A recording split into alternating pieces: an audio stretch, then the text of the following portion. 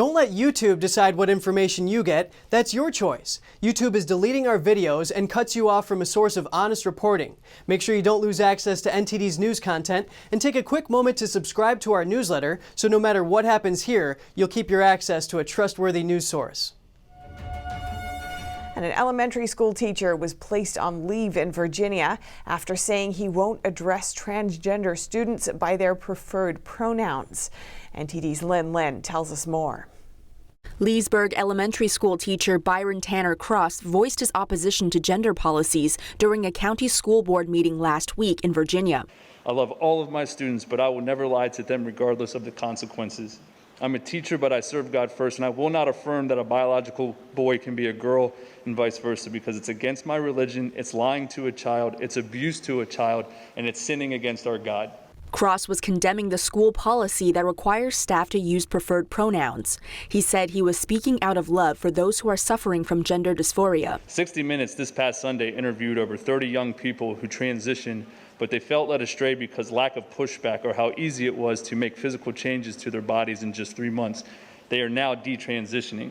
Cross was placed on administrative leave 2 days later. A spokesman for Loudoun County Public Schools confirmed to a local radio station it is because of state and federal law regarding personnel files. Alliance Defending Freedom said it sent a letter to Loudoun County Public Schools last Friday on behalf of Cross. They stated in the letter, "This isn't just about a pronoun. LCPS wants to compel teachers to endorse and advance an ideology." The school system responded to the letter, saying it would not reinstate Cross, according to the Alliance. Lynn, NTD News.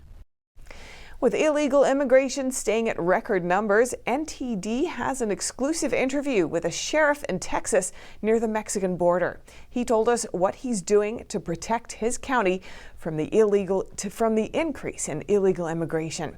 NTD's Jason Perry has the story. Someone working with human smugglers tied this blue ribbon to this pole along the highway.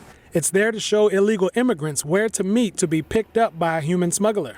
Deputies in Refugio County went there to investigate. They dispatched a drone to search the area, but they didn't find anyone. Refugio County is located along the Gulf Coast between the Mexican border and Houston, Texas.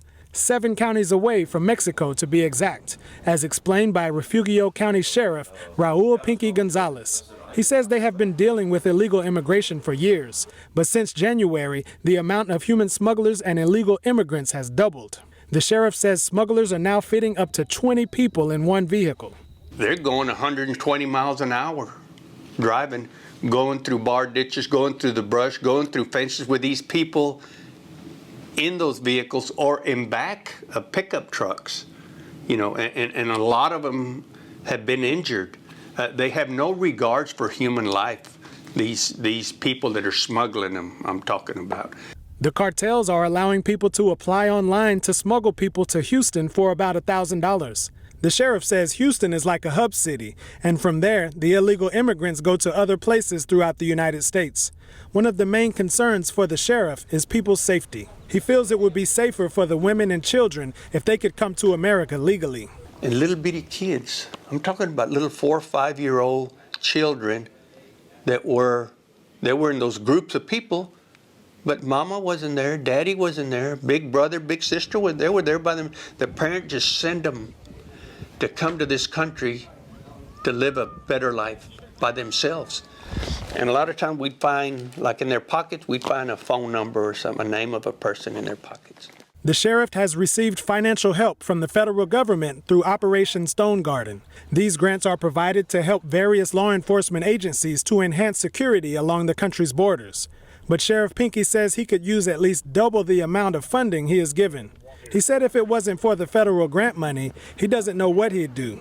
On the other hand, he doesn't agree with how President Biden is dealing with illegal immigration and the Mexican border. The sheriff says a lot of the illegal immigrants are felons and rapists, and they don't know who is coming across the border. He says it's very important to document every person that is coming into the country, like every other country. He's not abiding by these laws. He's not abiding by the laws. We enforce laws. I don't make the laws, but we enforce the laws, and a lot of them are good laws, you know. And that's all the president or anybody else has to do. If you don't like those laws, let's change those laws. Change them. But right now, they're still in place. Don't ignore the laws that we have in place. Sheriff Pinckey continually emphasized the safety of everyone. He explained that people have the right to defend themselves if they feel scared. But he doesn't want people to start shooting anyone they see on their property because illegal immigrants are humans too. Jason Perry, NTD News. According to the Equal Employment Opportunity Commission, or EEOC, businesses can require that their employees get the COVID-19 vaccine without violating federal laws. The agency issued this guideline on Friday. As long as they don't violate the Americans with Disabilities Act or Title VII of the Civil Rights Act, which prevents discrimination, they can require vaccines. But state and local laws can impact whether or not businesses can issue these requirements. Employers will also have to make reasonable accommodations for workers who can't or won't get vaccinated due to religious reasons, pregnancy, or a disability. A modest Memorial Day ceremony in Delaware seems insignificant, but to some veterans in attendance, such events may be the key to the future of America. NTD's Sapphire Quarter brings us their stories. Hundreds of men, women, and children gathering at the Kent County Veterans Memorial Park in Delaware, listening to Wee Wildeskog talk about his experiences in the Vietnam War. For one of its organizers, the event is more than an opportunity to say thank you to his fellow soldiers who gave their lives during the conflict. It's a way to continue protecting his country. He says it's important for people to know more about recent American wars and why America got involved in them. It's because our country believes in a free country, freedom of speech, freedom of religion. That's why we survived. He says education through history is important so that people can make the right decisions going forward. Another veteran, Joseph Starch, agrees that the younger generation was not taught enough about the Vietnam War. A lot of people don't even know what Vietnam was about. He was wounded twice on the battlefield, once spending 6 months at Valley Forge Hospital recovering. He says he went into the war because he wanted to be like his father. Pretty much got what I wished for, you know.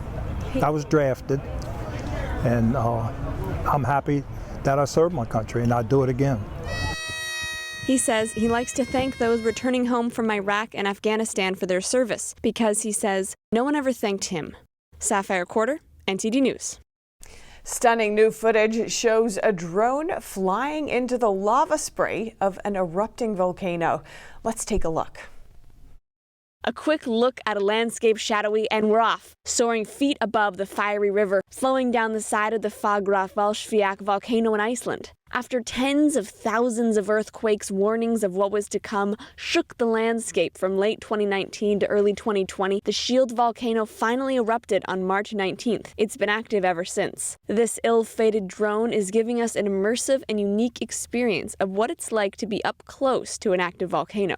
Way too close. The drone operator says it wasn't an easy flight. Now around the volcano where you have the hot gases emitted that cause turbulences all around it and hot rocks raining onto you, flying these things is even more tricky. A tourist attraction, the local government considers Fagrafellsfjall to be fairly harmless to the locals and local infrastructure.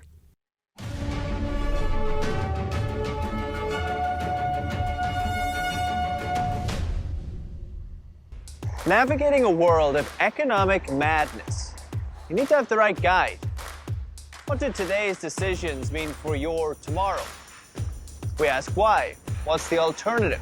Uncover the deeper reasons and the hidden influences, and highlight the real opportunities for profit. At NTD Business, we connect the dots for you. Good evening. Thanks for joining us.